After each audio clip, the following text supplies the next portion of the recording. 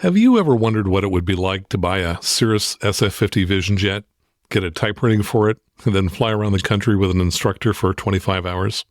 I help people do that all the time, and today we'll be talking with Dr. Mark Alford about his experience doing that and about our adventures flying around the country together in his new-to-him Vision Jet. Hello again, and welcome to Aviation News Talk, where we talk general aviation. My name is Max Trescott. I've been flying for over 50 years. I've written several books, and I'm the 2008 National Flight Instructor of the Year. And my mission is to help you become the safest possible pilot. Last week in episode 362, we talked about Jeju Air Flight 2216, a Boeing 737 that landed gear up in South Korea, and about why it didn't slow as it slid down the runway. So if you didn't hear that episode, you may want to check it out at aviationnewstalk.com/362. And if you're new to this show, welcome. Glad you found us here. And now in whatever app that you're using, touch either the subscribe key, or if you're using Spotify or the Apple Podcast app, the follow key, so that next week's episode is downloaded for free.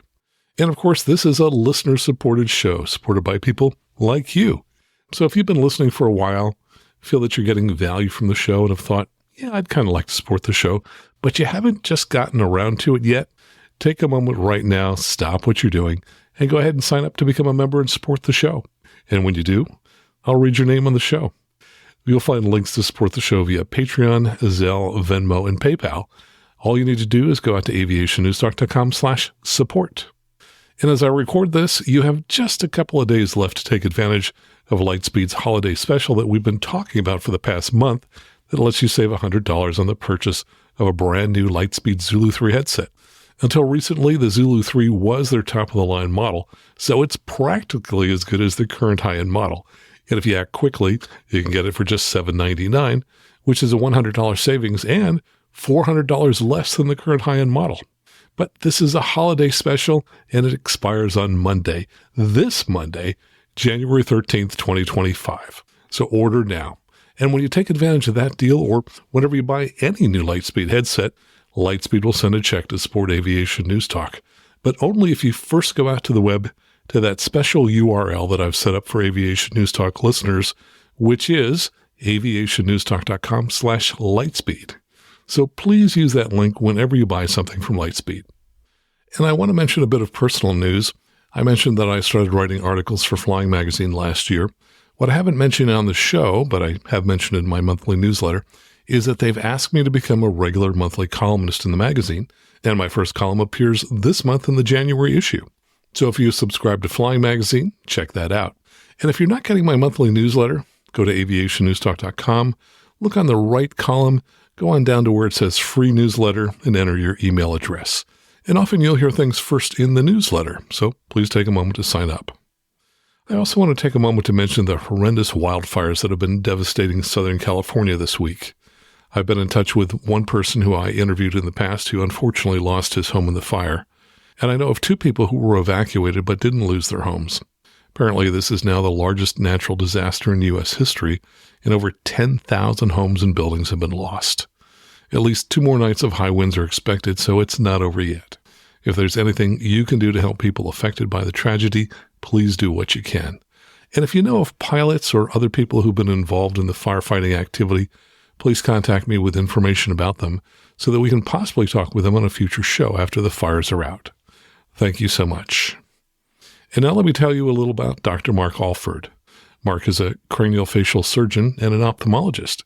He's a commercial multi-engine rated pilot with a King Air 300 type rating, and now he has a Cirrus Vision Jet type rating.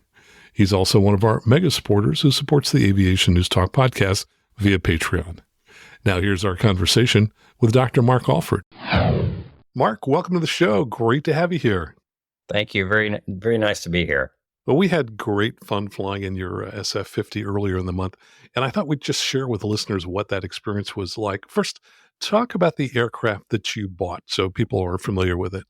Okay, yeah, I bought a 2018 SF50. That's the G1 model, the first model that came out. It's serial number 73, so I guess that's the 73rd aircraft that was made. I had about 700 hours. I'd been looking at this aircraft for a number of months when it kind of went on sale, and then it worked out well where the annual inspection worked out well with kind of a pre-buy inspection, and it just seemed like the right thing, and went ahead and got it and bought it at the end of November. And talk about the service package that they included for you. People are probably not familiar with the Jetstream, so just talk about that briefly. Oh yeah, this is new to me too. There's so much to learn. The learning curve on a turbojet is considerable, but with this aircraft, it comes with a service package called Jetstream, and it includes the annual inspection and my annual training and any issues really that pop up with the engine or with majority of the components of the aircraft throughout the year. It's kind of a one-time payment per year. And the salespeople that I bought the aircraft for, I used Lone Mountain, and I would say they said, don't buy an aircraft that doesn't have the Jetstream, because you just have such good maintenance with that system. So yeah, and it's just about impossible to buy a Vision Jet these days without the Jetstream, and they sell it in different increments. So if you project you're going to fly for 100 hours a year or 200 hours a year or everything above and below that, it's obviously priced differently depending upon how many hours you think you're going to fly. So what's your package for? How many hours are you going to be flying in the coming year? 125 hours. And if you go over that, you have to pay more. And it was very nice that the previous owner went ahead and bought that package for the year, and it was really included in the sale. So it's really nice. Yeah, it really makes the cost of ownership far more predictable than other aircraft where you have no idea what maintenance surprises you might get in a given year. So that's great. Exactly. Well, tell us a little bit about getting the type rating. What did that involve? What was that like? And any surprises along the way for you? Yeah, I'd love to talk about that. The interesting thing is this was not my first type rating. So I have a King Air 300 type rating. So I kind of knew what I was getting into. I flew in a Vision Jet for 4 hours before actually going to the type rating course. So I had a little familiarity with the aircraft. So I went to the type rating, and Cirrus sends you books and training materials and some amazing videos to look at. So I went through about 20 hours of video. I read the pilot information manual. I read the airplane flight manual. And they also have a type rating prep guide, and read that and just kind of almost memorized the prep guide. That's really the information you need on all the systems and the memory items. I also read your book, the G3000 book. So that was really good. And so you show up at the type rating with a little bit of experience in the airplane and with all those amazing kind of professionally made videos. And then my type rating course was 9 days. It's in Knoxville. I stayed in the hotel that was walkable to the Cirrus Center. And so the first 3 days, a lot of lecture and ground school systems, kind of the nuts and bolts. I really had personal attention. In my class, I was really the only person in my class. So I had multiple instructors working with me.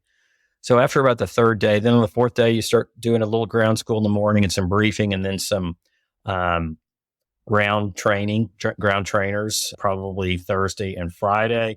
Then they give you Saturday and Sunday off. And a few of the instructors said, hey, I'm from Texas. And they said, are you going home for the weekend? And kind of thought about it and said, I think I'm just going to stay and study. So I did take a little break on Saturday, but studied enough to kind of keep up. I will tell you that during the first week, probably you put in about a 9-hour day at the Cirrus facility.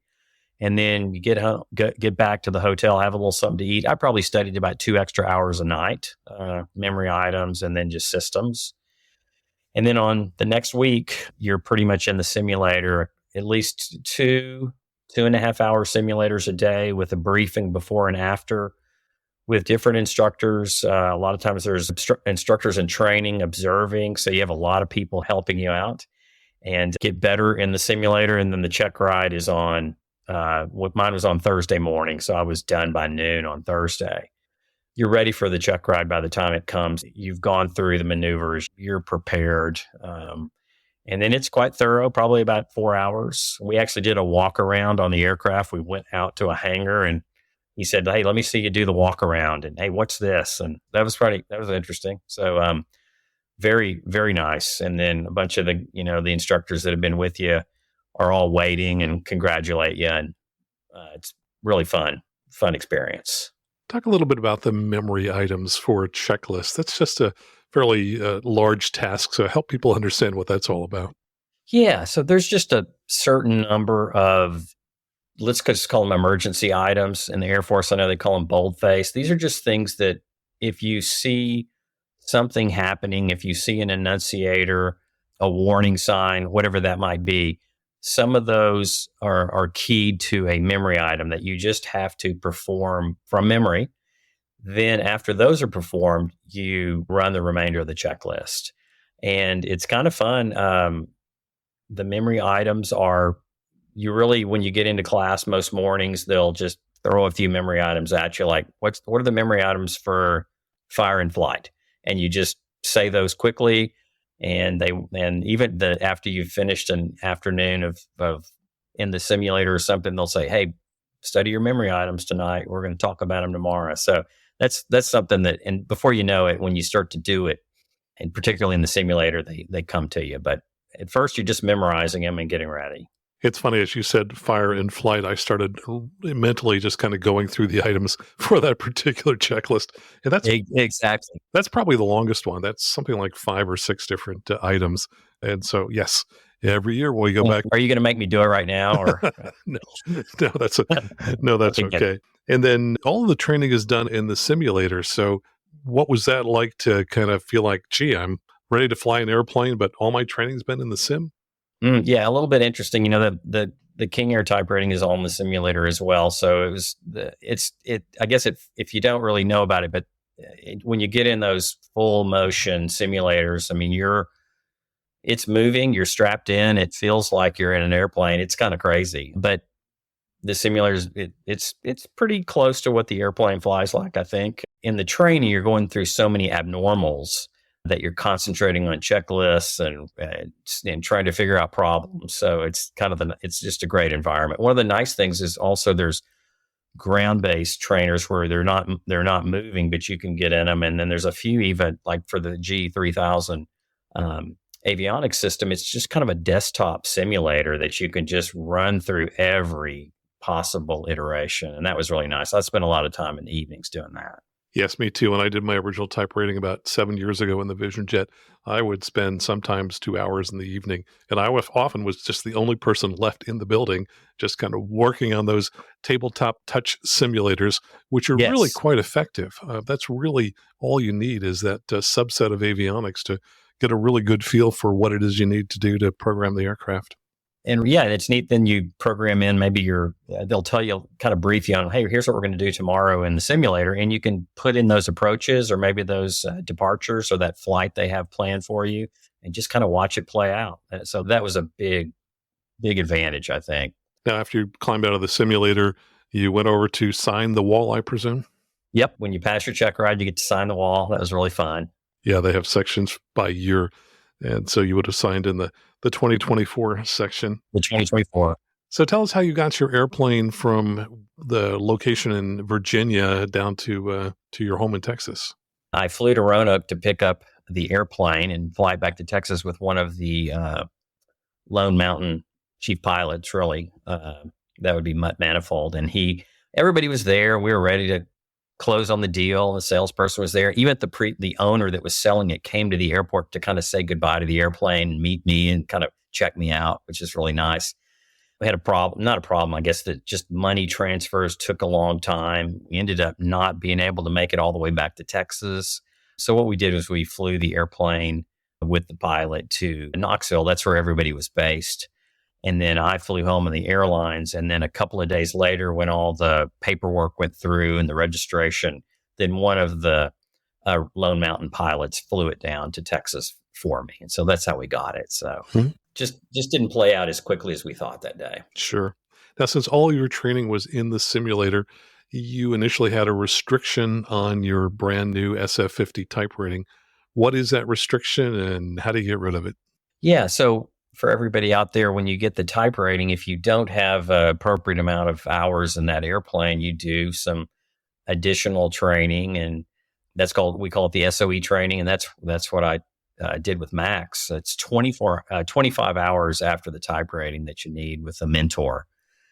And I've been listening to Aviation News Talk for a year or so, and I'd heard Max talk about how much he liked the SF50. And I actually had called, if you remember, I called you or emailed you, I think probably back in April, and just said, are there any gotchas on this? Or is this really a plane you love? Should I look into it? And you gave me a lot of good information, and that's kind of how it all started, actually.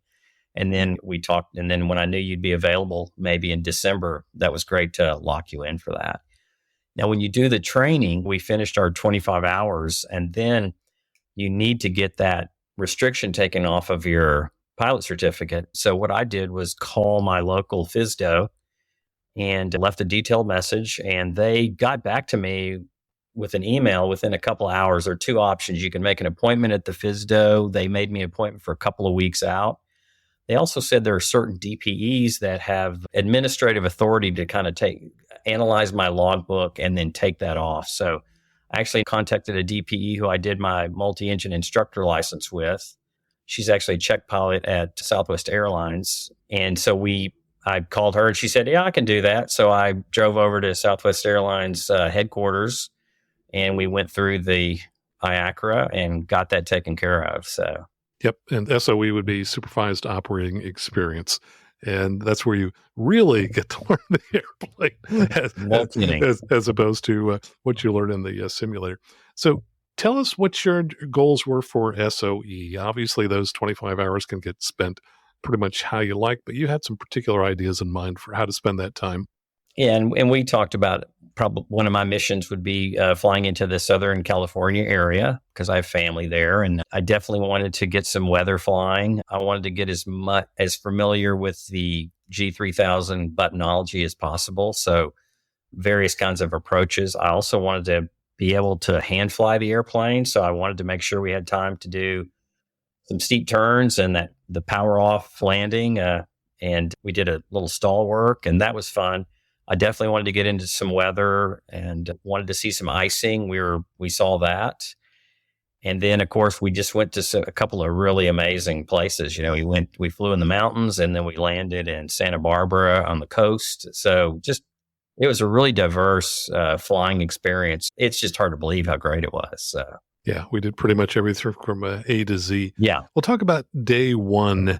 You wanted to go out to Santa Fe, and tell us how you chose that and what the rest of the day was like. Yeah, so I've owned a 182 and a SR22. So I've been out to Santa Fe before in those airplanes. So I knew that airport, and there's quite a bit of, it's encircled by mountains, and, it's always real turbulent in a smaller aircraft. And so I just really wanted to see what that would be like. So I knew that would be a familiar flight, and I knew kind of the approaches and just how it all looks there and where you typically land. So we flew out there, and it was a lovely, kind of a perfect, beautiful, clear day. And I guess we got to do a DME arc approach to an ILS. That was fun. So that felt like a good start for me, something that I was familiar with. Then after Santa Fe, we flew to Wichita, Kansas. I was kind of hoping to find a little bit of weather, do a little more complicated airport environment. And we knew that would be kind of the right thing for our day, kind of planning. We don't want to fly too much. I mean, we want to stay sharp. So I guess we were trying to, we're about 5 hours a day, 6 hours a day. So that worked out nicely. And then coming back from Wichita back to the Dallas-Fort Worth area was just one of the coolest flights for me because had a bunch of cloud layers. It got dark. We had a beautiful sunset. And then we were flying through visible frozen precipitation, got to use the boots and everything, and then descended down through the clouds into the Dallas-Fort Worth area with, that just expanse of lights everywhere, and made a night landing. That was really, really interesting. So, turned on the ice light to look at the ice on the leading edge of the wing, just to, that's one of the things I wanted to do and got to do it. So. Yeah, so at Wichita, we stopped at Yingling, which I've mentioned before at the show, and indeed, we got a quick turn. I've mentioned before how quickly they seem to turn aircraft around, and they certainly did. Yeah, that was a great place. And then as we were climbing out, talking with the Wichita departure, talk about the conversation that you got into with ATC. Yeah, so, here I am trying to make the right radio calls and program the computer. And it was the night, I believe, of the Big 12 championship football game. And that was being played in Arlington, Texas. And that's where we were flying to, Arlington, Texas. So the controller wasn't very busy, and he thought he would start talking about the football game. And so I think Arizona State versus Iowa State. So he asked who we were rooting for, and then I said another team, and then he said something like, "Oh gosh, we don't like that." And then Max said, "Hey, we'll root for whatever team you need us to, as long as you don't put us in a holding pattern," or something like that. And we laughed at him. So it was pretty funny. Yeah, I think he said something about, yeah, I was thinking about doing that to you. Yeah, exactly. So it was a fun first day there. Well, day two was very different because we had another passenger on board for the first leg. So talk about that. Yeah, so my first time for my wife to fly in the Vision Jet was day 2 of SOE. So we were going to fly her to Madison, Wisconsin, where her parents live. And the interesting thing about that flight, one, kind of maximizing the distance that we could go with that number of passengers with baggage and the right amount of fuel. So took off and climbed out through some weather and then got on really beautiful blue skies and some nice tailwinds. And that's when Max was really helping me with monitoring our fuel usage.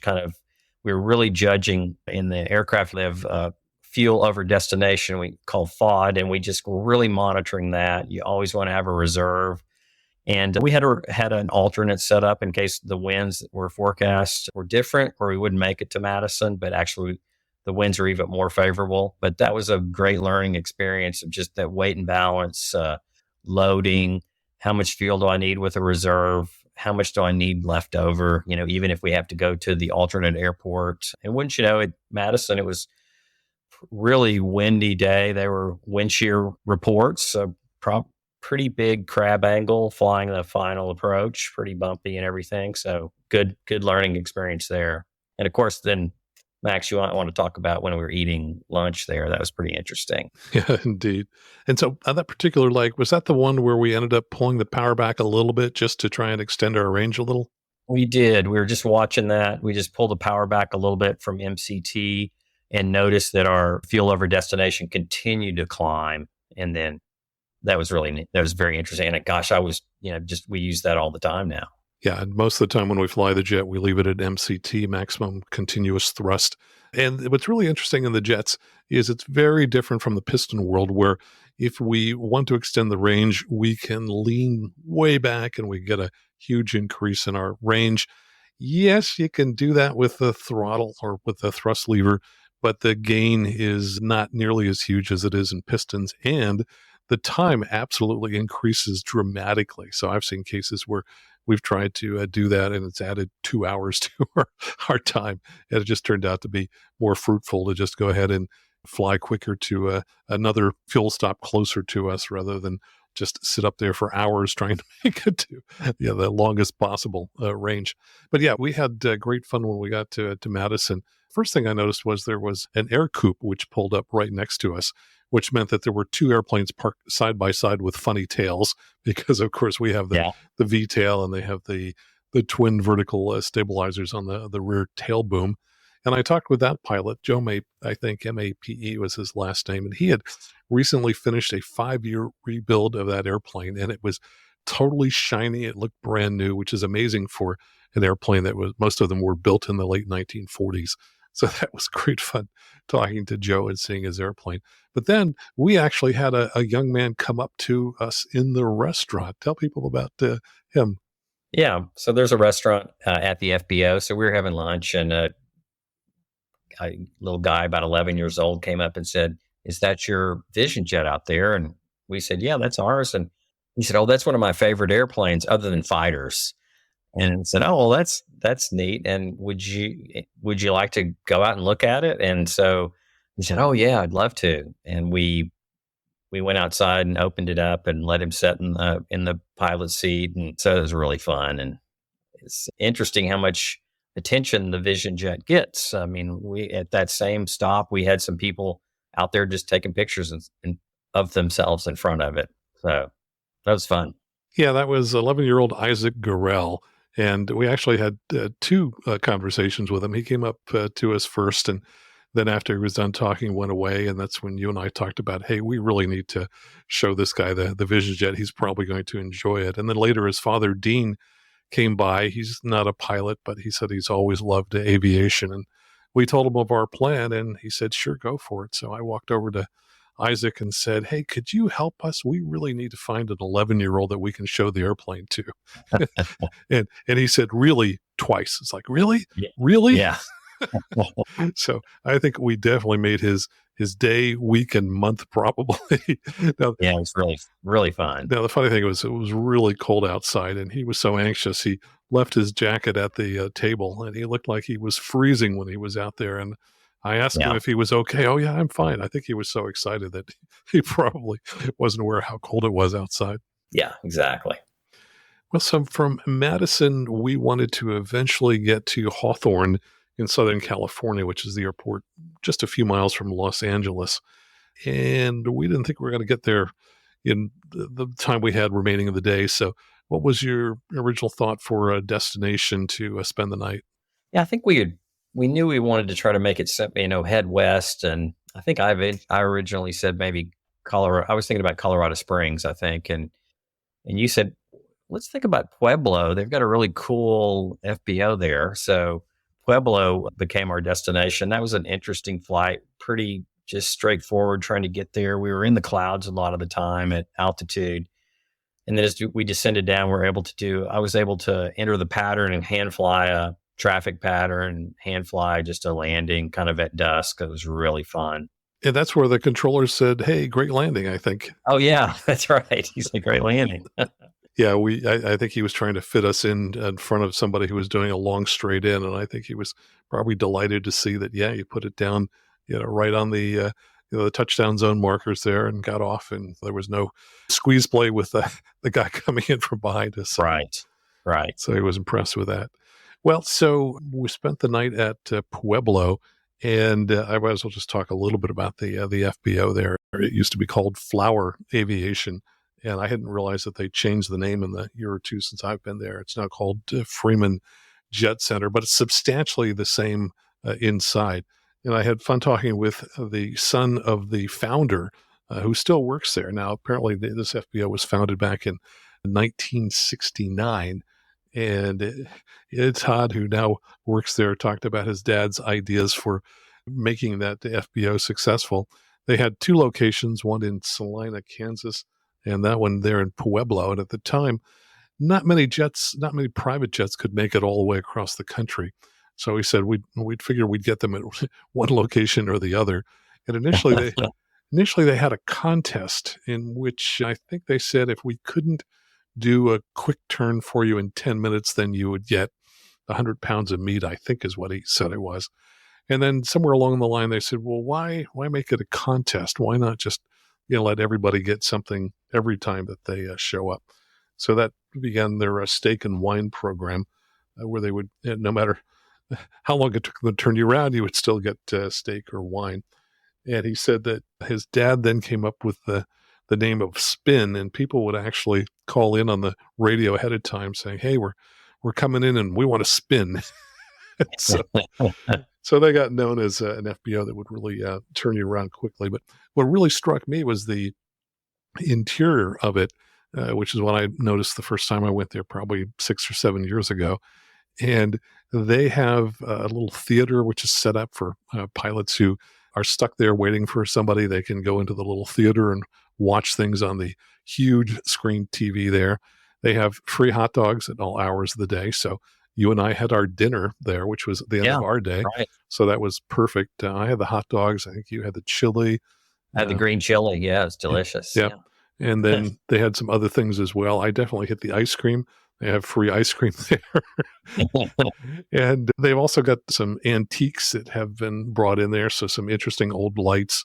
Todd said that somewhere along the line, people wanted to have kind of comfortable furniture, kind of family oriented, like you were in your living room, I think was the description that they gave. And there are also a number of little alcoves where you could buy gifts, including little bomber jackets for the grandchildren and, things like that. What really struck me as funny when I went into the restroom, the men's room, and there were 6 urinals in there, which is a lot for an FBO. And I made a comment to Todd because, yeah, Dad commented that he wanted it set up that way because he said, the thing I notice is when a plane lands, that's the first place everybody goes. so, Right. so he just wanted, I guess that was part of the quick turn or the spin, was to make sure people didn't have to wait in the restroom either. Right. Anyway, it's a fabulous little place. I encourage anybody who needs to get refueled somewhere in Colorado that they want to check out Freeman Jet Center there in Pueblo. Well, the next day, you came up with a destination that we hadn't talked about. To tell us about where you wanted to go and where we ultimately did go.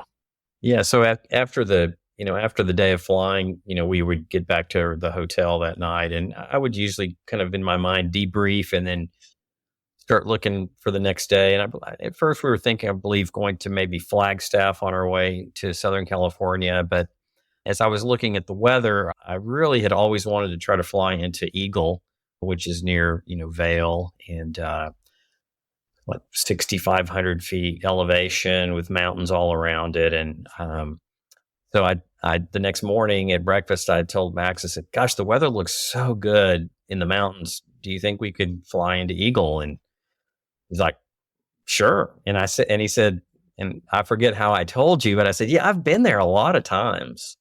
I failed to say I'd been there on an airliner a lot of times as a passenger. I'd never flown into there, but I do want to preface that, Max, by saying that it seems like when you fly the American Airlines into there, the pilots do talk a lot about the flight. So, they talk a lot about the weather and the ceilings. Once going in there, we had to do a missed approach and divert to Denver. And, the pilot talked a lot about the complicated nature of the flying. So I felt like I knew a little bit. So it's so funny. My confidence was boosted immediately when you said, "Oh, I've been there lots of times." And I thought, Yeah. great, well, this is good. He's got that experience. Only after we had been there, you said, "Oh, it was the back of an airliner." So I thought for sure you'd been there in your SR-22. So No. that was pretty funny. And I had never been there before. And it was the fact that the weather was so good that I just thought, yeah, let's go ahead and try that. Well, so the approach in there is a little bit challenging, but for sure the departure is also challenging, requires a significant climb out. So as we were departing Pueblo, I thought it might be a good place for you to practice doing the maximum performance climb, which, well, tell folks about that. How do you get the maximum climb out of a Vision Jet? Yeah. So you're going to be at full power. You're going to have the flaps at 50%, and your climb out speed is 91 knots. And that's really a hand flown maneuver. So and the nose is pretty high. I'd say we're above 15 degrees nose high. And that's kind of the profile. So that was Max said when we were in Pueblo, let's practice that since we'll probably be doing it in Eagle. And then shall I tell him what we did or I did? Oh, yeah, sure. Now, I want to also add that you can only do that for a maximum of 5 minutes. That's the limitation of being at full power before you have to bring it back to MCT. And then let's see. Yeah, go ahead. Tell folks how it was a slightly non-standard departure. Yeah, a little non-standard. So Pueblo has a very long runway. It was a beautiful day. So we were always doing a takeoff briefing at the end, the departure in right before we would start. So did the departure briefing and we were ready to go. And I was really concentrated on flying that 91 knots and thinking about maintaining that and checking and see what kind of climb rate we were getting, thinking about then what we would have at Eagle. And so we take off and pitch up, and I was working between 91 knots and 95 knots hand flying. And again, it's a little non-standard. You're not reaching over and putting up the flaps at 115. So you're just kind of flying and flying and flying. And I thought to myself, gosh, it sounds a little like there's a lot of extra wind noise. And then at some point I looked down and realized I hadn't put the gear up yet. So then the gear comes up, didn't overspeed the gear or anything like that. The gear came up and climb performance improved. It was less noisy. And then as we got to our kind of practice that, we get the flaps up and then do the normal climb out. Yeah, and so the reason that's flown by hand is that the minimum speed for using the autopilot is 95 knots. So if you're going to climb out at 91, you've got to fly that by hand. There are times that I've done this with people where we've realized we didn't need the absolute maximum climb performance, so we just use the autopilot in 95 knots and got very close to the near maximum performance. Now, the interesting thing was that during that climb out, I think I made the comment that the vertical speed seemed lower than I expected, but we both Right. dismissed it as being a result of the high takeoff field elevation in Pueblo. And it's because we kind of rationalized that away, we didn't figure out that the landing gear was still down. Interestingly, this is the third time that I have seen that occur in the Vision Jet under identical situations. The first time I was the person who forgot to put the gear up. I was coming out of Jackson Hole a couple of years ago. I was in the left seat doing the flying. And it was only after, we had reduced the power because we'd reached our 5 minutes that the pilot in the right seat pointed out, oh, yeah, look, the gear is still down. And then another time, that pilot who was in the right seat actually did it when he was in the left seat and I was in the right seat. So I've seen this happen 3 times, all in cases where we were trying to do this high performance climb out. And I think the issue is that we get so focused on having to fly that profile, which is very different. I mean, it's a little uncomfortable. We pitched up initially about 15 degrees, and then later we end up pitching down to about 13. It's a very high deck angle. We're thinking about performance. And what do? We forget about something that we routinely do. And so I think it's that change in protocol, that change in procedure, which kind of trips us up. I think that's a good point. And remember, we set a timer for the 5 minutes. Then there's the timer as well that you're kind of monitoring. Yeah, so I think it's probably the non-standard aspect of all those inputs. Yeah, so it was a good lesson, and it was certainly one that we used when we got to take off from Eagle. What I had suggested there was that we tie the raising of the gear to something that we knew we were going to do, which was the immediate left turn as soon as practical. So indeed, we're basically halfway down the runway, 100 or 200 feet above the runway, and poof, up came the gear. So there was no way to forget at that time. Didn't forget at that time. Yep. Well, so flying into Eagle, you were right. It was virtually cloudless. The winds were light. Turbulence was negligible. Before departing, we ran landing distance calculations, and we included the 1% downslope of runway 25 in those calculations. And we decided to fly the RNAV GPS 25 approach, which has LP minimums, so localizer performance, and it also has an advisory glide slope.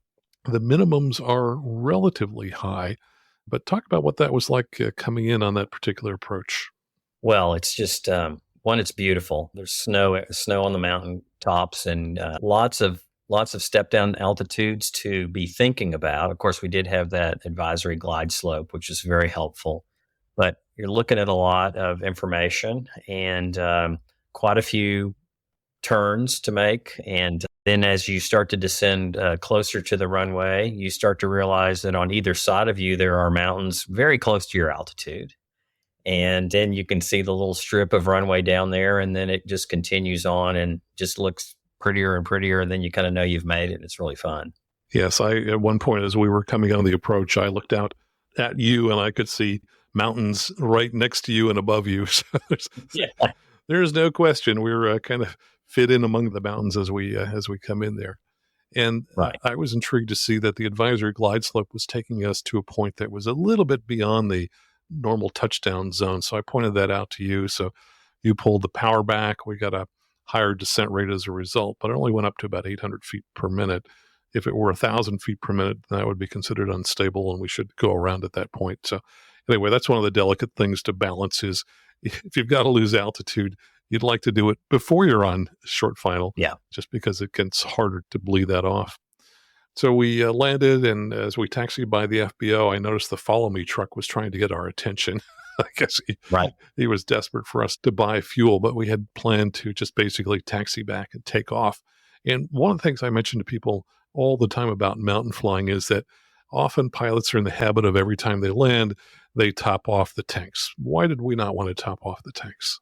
Well, we definitely wanted to be a little lighter on a day like this, because the maximum performance that was required on this flight was just right at the edge of what we could do. And so with that lower amount of fuel, with that less weight, we knew we did the calculations down there in the run-up area, and we felt like we could do it with that weight without any problem. So we just chose our next stop in Grand Junction, Colorado. So we could get there easily with plenty of reserves, and then we could get our fuel there. Yeah, exactly. Grand Junction was probably no more than about 70 miles away. So it was a quick hop there to top off the tanks. And let's talk about the departure, which was the Beaver 1 departure procedure. And so you mentioned it's got the high takeoff minimums. This departure can't be used for runway 7. It just says NA because of terrain. And so when we take off on runway 25, oddly, we're headed straight toward a mountain, which is 1.5 miles off the departure end of the runway.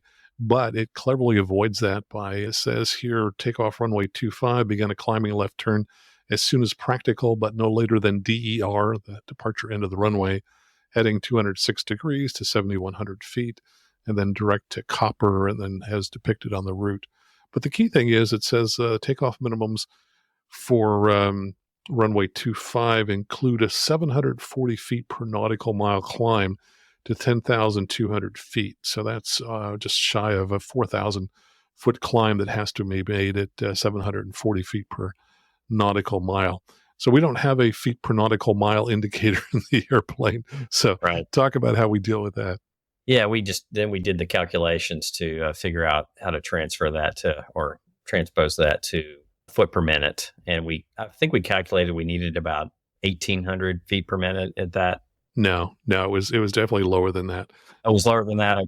Yeah. So the easy way to do this is to say, if we were to climb at 120, well, then we double it. So 2 times 740 would be 1,480 feet per minute.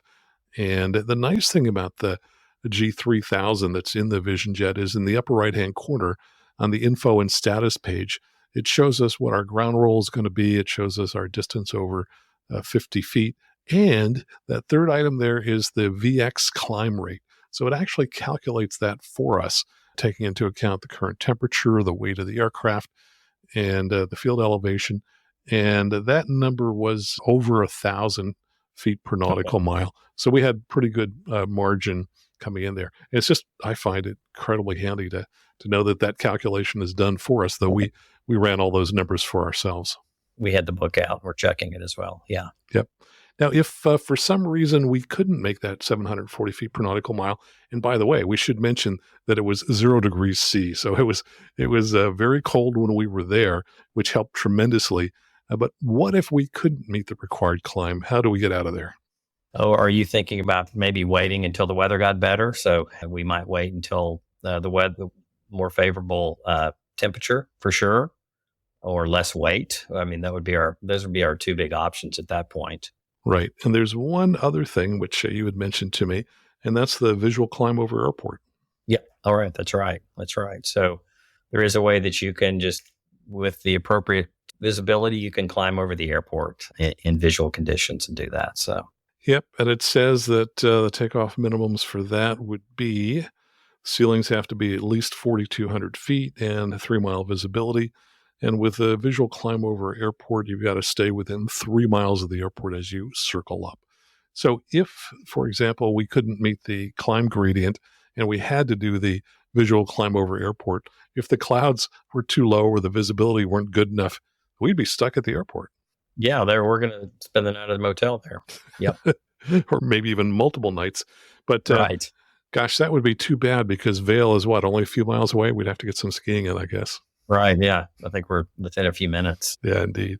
There are worse places to get stuck. Yeah, totally. So Grand Junction was pretty easy to get in and out. That's in a great big, huge, broad valley, nice long runway. Again, a nice FBO. From there, we went to Hawthorne.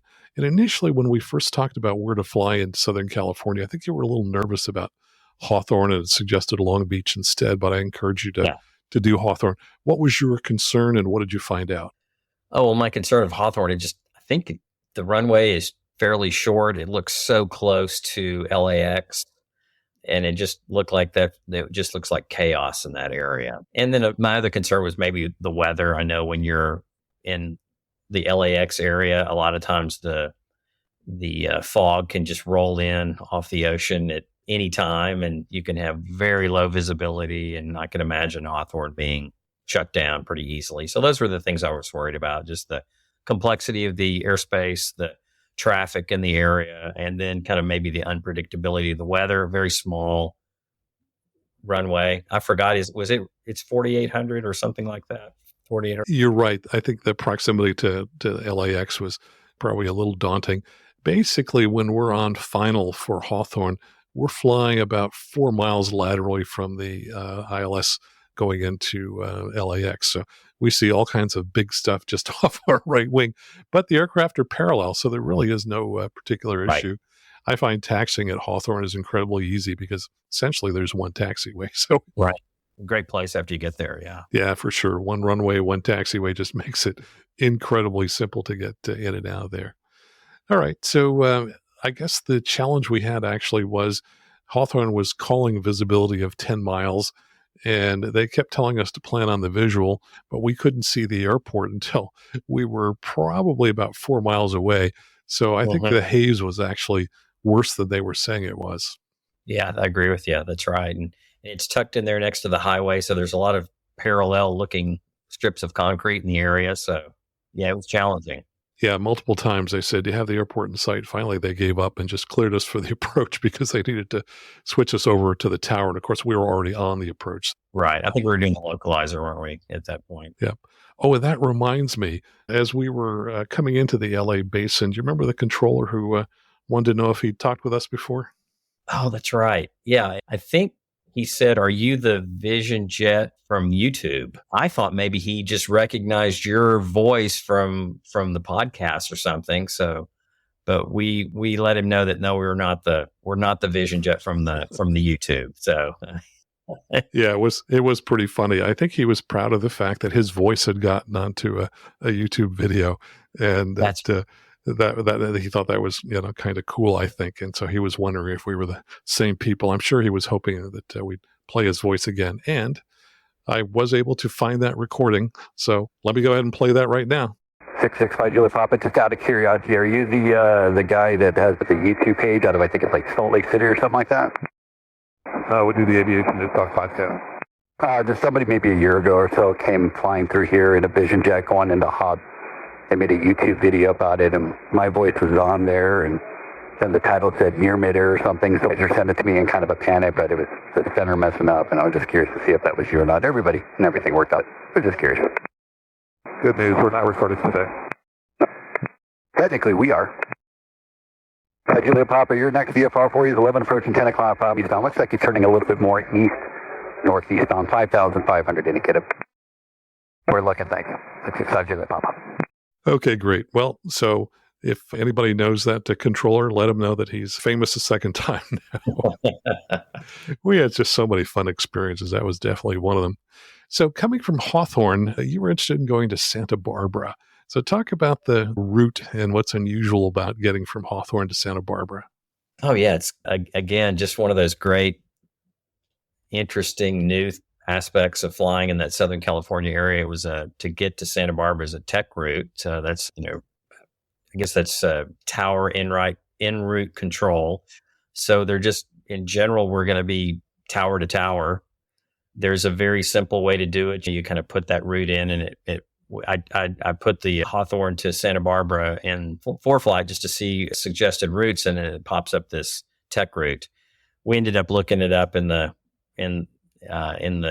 IFR charts just to make sure that everything looked right. It was pretty complicated the way it worked, but the controllers were ready to make it even easier for us, I think. So that was very interesting to get to fly that, and of course it takes you out over the Pacific Ocean and up the coast and then back into Santa Barbara. So, we're approaching at sunset out over the Pacific and down into Santa Barbara. So that was a lot of fun. Yep. And so we looked up the tech routes that the FAA has a long list of them. And in ForeFlight, I believe it's buried under documents in the FAA section. And then it takes a while to sort through, because essentially they have a route for every pair of cities in Southern California. And when we find it, it has a name. In this particular case, it was the SCTP 28. And I can't remember what SCT stood for, but it was like SoCal P28 or something like that.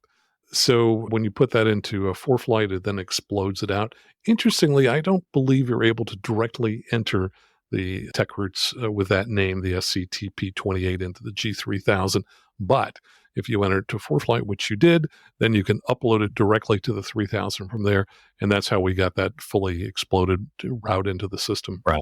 Yeah, the clearance had an interesting twist. At the beginning of it, rather than giving us strictly the tech route, they gave us a heading to join the 170-degree radial off of the LAX VOR to Lindell.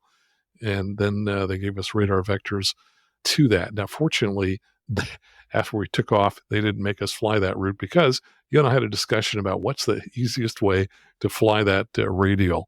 Two ways. One's going to be to use the VOR and dial up with the green needles. And the other way would be using GPS if you remember to push what button? Oh, you mean the CDI button? No, actually, it's the one next to it. It's going to be the OBS button. Oh, the OBS. Okay. Yep. And so from there, after we put the cursor on Lindell and then push the OBS button, then we could turn the course knob until we swung a 170-degree radial over Lindell. And that would have allowed us to use GPS for the entire route, including that initial radial. It is funny how sometimes we get these complicated departures and we take a lot of time to put them in correctly, and then bang, they just give us radar vectors. Right. Yep. Exactly. Yep. Well, we had a spectacular sunset flying over there. In fact, I was taking photos of the instrument panels we were landing because I needed one for an article that's coming on Flying Magazine here shortly. So your airplanes, the console will be showing up in an article here shortly. Okay. And we flew the ILS-7. And then when we landed there, we ran into Dean. So tell people about Dean at the FBO. Well, yeah, so we went to the FBO and kind of not a lot going on there, but, we were marshaled in, and the young man that was helping us, he was pretty interested in the Vision Jet as well. And so he wanted to look inside, and we started it up and let him see all the panels come up. And he was just a really good guy, really helping us out. And we learned that he was a student at UC Santa Barbara and just starting to fly and wanted to be a pilot. So yeah, it was really nice to connect with him as well.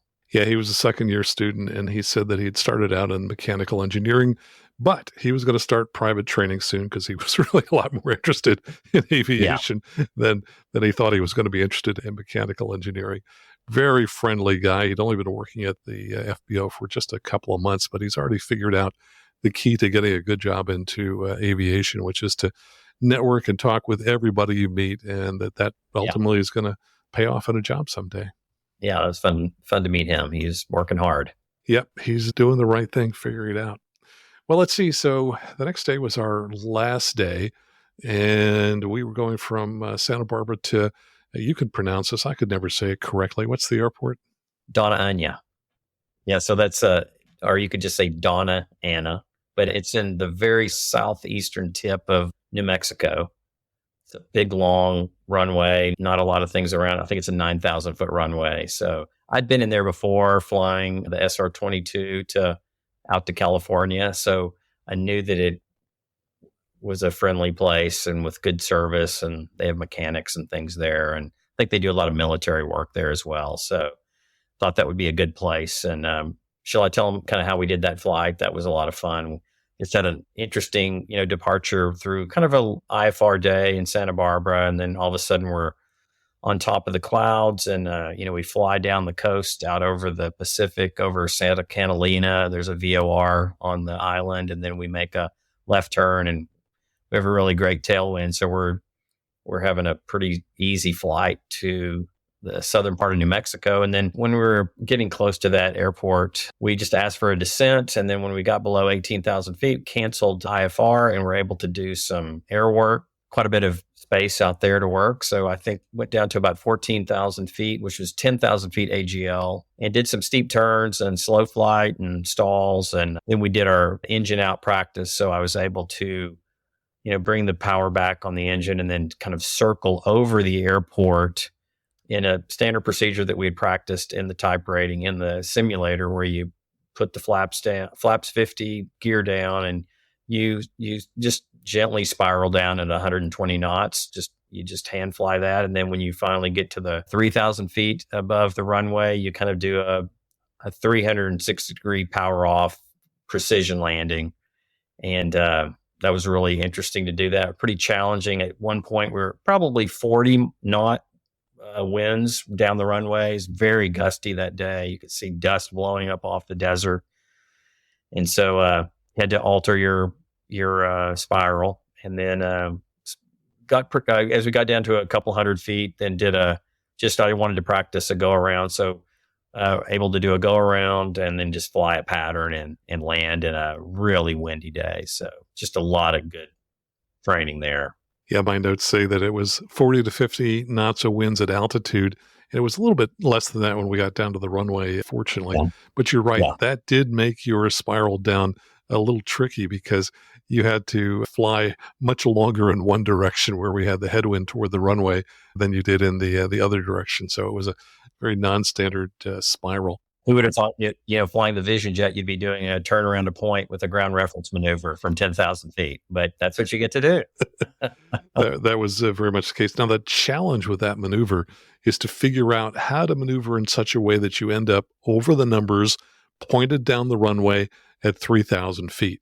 And of course, we just kind of look and see, okay, how many feet per minute are we losing? If you use the autopilot, how many seconds does it take to make kind of a square box over the airport? When I've done this in the simulator, I've often just used the autopilot and flown, roughly 1 minute legs to make a square, which is then about 4,000 feet over the course of 4 minutes, because we're coming down roughly, 1,000 feet per minute. So yeah, it's a fun challenge, and you managed it well. And then after that, we came around and did a normal traffic pattern, which would be 1,500 foot traffic pattern. Now, when we landed, we found something a little unusual. Sometimes when we land, the hardest part's the taxiing. What did we discover? Oh yeah, and just to, again, I had called the morning of, when we were having breakfast. I'd called the airport and I was just going to verify everything up and running. Do you have fuel? Any issues we need to deal with? And the FBO said, "No, we're here. When are you going to be here?" And I said, "We'll be there probably 1 o'clock. Okay, looking forward to it. Yeah, we've got Jet A, and see you then." Really, and there were some NOTAMs about some taxiway closures, so read that. But when we actually got there, a number of taxiways were closed. We even had to back taxi on the runway, and there's really only one route to the FBO. And interestingly enough, with that wind, there was dust blowing over the top of the taxiway and the runway. It was pretty surreal. But made it to the FBO, and then they had a nice protected area to park. But again, as we were leaving, a Pilatus was coming in, and we had to kind of pull over into a kind of a non-movement area and let the Pilatus go by, because again, it was just one way in and out. So. Yeah, and this is why it really pays to just kind of be listening and build the big picture in your mind. As we were approaching the airport to begin with, we had been listening to the CTAF, and I heard a jet back taxiing, and that was kind of the flag in my mind where I thought, that's pretty unusual to be back taxiing on the runway at a major jet airport. So I just kind of tucked that away and thought, okay, something is up here.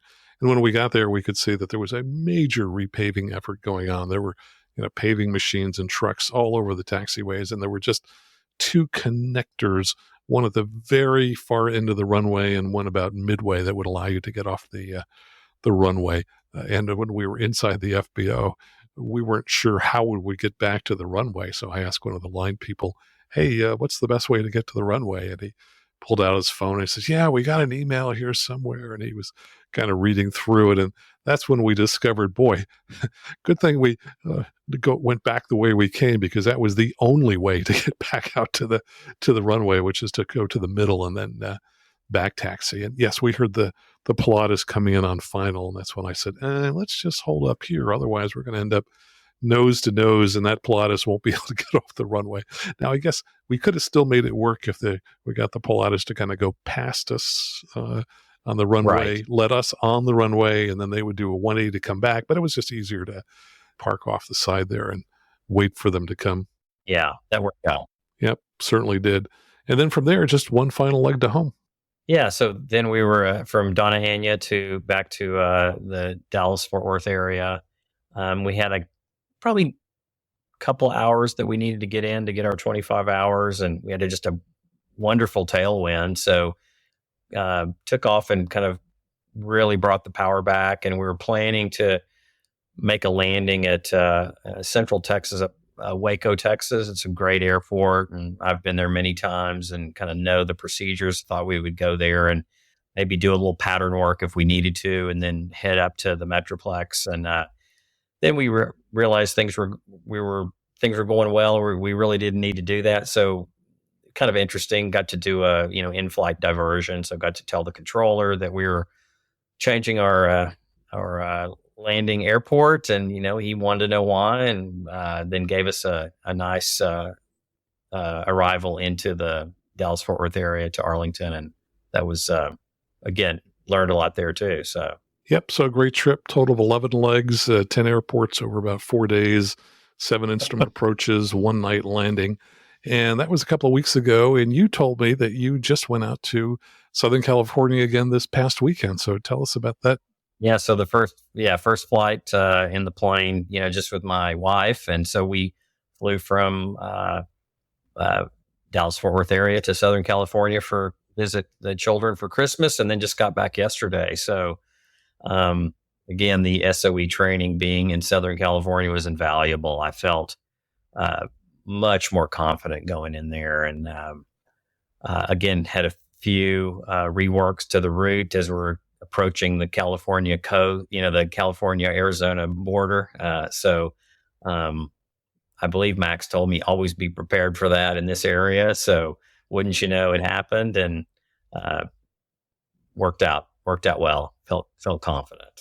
Yeah, I had mentioned that virtually every trip I've ever made to Southern California included a call from the controller that says, advise when ready to copy or rerouting. And so it's like, yep. So sure enough, you got it. And you said that there was something that happened with your arrival on this particular flight that your wife helped you with. Talk about that. Yeah. So my wife was actually, I printed out the arrival, just printed it out on the computer, and the approach I thought we would probably be flying, and she was just looking through it. And wouldn't you know that we got the exact call Max was just saying, said, we have a reroute. Tell me when you're ready to copy. And so he gave me 2 fixes, 2 GPS fixes, and so I copied them down carefully, and then I'm starting to look at the flight management system, looking at the flight plan, like, okay, where am I going to put these in? How is this changing where I'm going? And my wife was looking, she goes, oh, one of those fixes is right here on this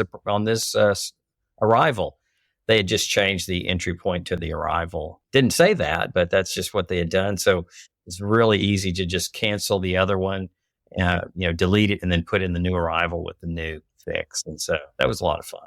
Well, it's always great to have someone in the right seat to help. I think that makes paying attention. Yep, makes the trips easier, even if that person is a non-pilot. Yeah. We were descending on the arrival, the Scooby 2 arrival, and I got a descend via. So that means I had all the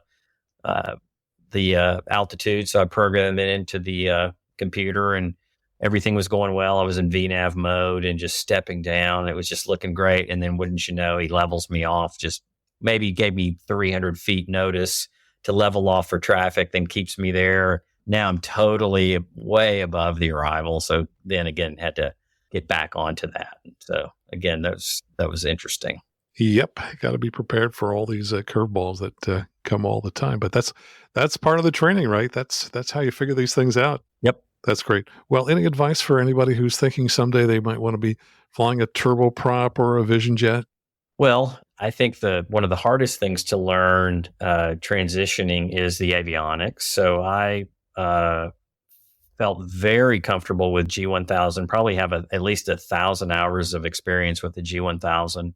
And moving to the G3000, while there's many similarities, that was a lot of work. And probably still the biggest thing I think about is just the buttonology of a new avionics system, and any kind of trainer that you can use to help you with getting used to those buttons is a good idea. Of course, the books help too, but it does take a little bit of time.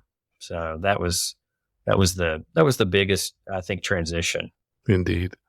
Well, Mark, you're living the life. Thanks so much for sharing your experience with us here today. Thank you. It was fun to talk about it and great to spend that weekend with you. Hope we can do it again. And my thanks to Dr. Mark Alford for joining us here today. And also special thanks to liveatc.net, which provided the ATC recording that you heard earlier in the show. And just a reminder that I love hearing from you, and I read many of your emails on the show. If you'd like to send me a message, just go out to aviationnewstalk.com, click on Contact at the top of the page. That's absolutely the best way to send me a message. And of course, I also want to thank everyone who supports the show in one of the following ways. We love it when you join the club and sign up at aviationnewstalk.com/support to support the show financially. You can also do that at aviationnewstalk.com/PayPal. We also love it when you leave a 5-star review on whatever app that you're listening to us on now. And of course, if you're in the market for a headset, please consider buying a Lightspeed headset and using one of the links in our show notes, because if you use those links, they will donate to help support the show. So until next time, fly safely, have fun, and keep the blue side up. And remember that you can always go around. You